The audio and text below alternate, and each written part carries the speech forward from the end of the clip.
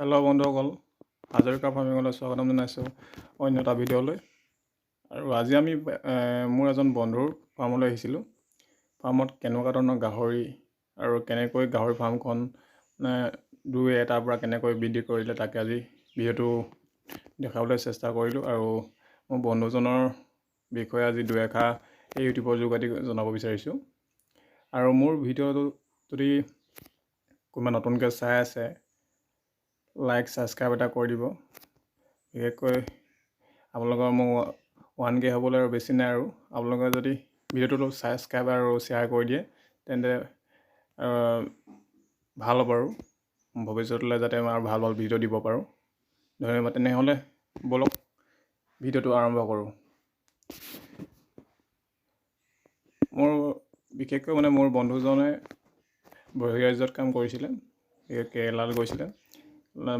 প্ৰথম অৱস্থাত গাহৰি মোৰ বন্ধুজনে ঘৰৰ দুটা গাহৰি আনিছিলে, এজনী মাইকী আৰু এটা মতা। এতিয়া বিশেষকৈ বন্ধুজনে গৈ চাওঁতে 6-7 বছৰত এতিয়া বিশেষকৈ আপোনাৰ ফাৰ্মখনত 80-90 ওপৰৰ গাহৰি হ'ল। কাৰণ বন্ধুজনে অশেষ কষ্ট কৰিছে।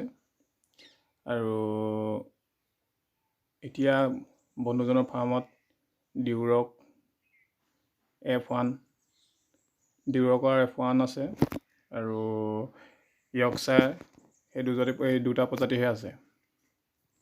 বিশেষকৈ আজিকালি যুৱ প্ৰজন্মক এইটোৱে ক'বলৈ বিচাৰিছোঁ, বাহিৰত গৈও যাতে বাহিৰৰ পৰা আহি পিনে অসমত কিছুমান ল'ৰাই বাহিৰত ভালকৈ কাম নকৰে। কি হ'ল, কিছুমান আমাৰ অসমৰ ল'ৰা গৈ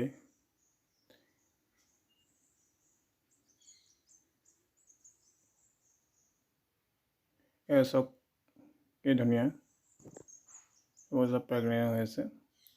বিশেষকৈ আমাৰ অসমীয়া লোকসকলক কৈছোঁ, অসমীয়া বন্ধুসকলক কৈছোঁ, এতিয়া যিবোৰ নিবনুৱা আছে তেখেতসকলক কৈছোঁ, পঢ়ি শুনি তোমালোকে গাহৰি ফাৰ্মো আৰম্ভ কৰিব পাৰিবা। বিশেষকৈ আমাৰ অসমত গাহৰি বিজনেছটো এতিয়া বিশেষকৈ অলপ ভাল অৱস্থাত নাই বাৰু। তথাপিও হাতে কামে লাগিলে, নিজে কষ্ট কৰিলে, চেষ্টাৰ সৈতে একো নাই, চেষ্টা কৰিলে চব হৈ যাব। আৰু বিশেষকৈ এতিয়া চাকৰি যিটো অৱস্থা হৈছে চাকৰি পাবলৈ, সেইটো কাৰণে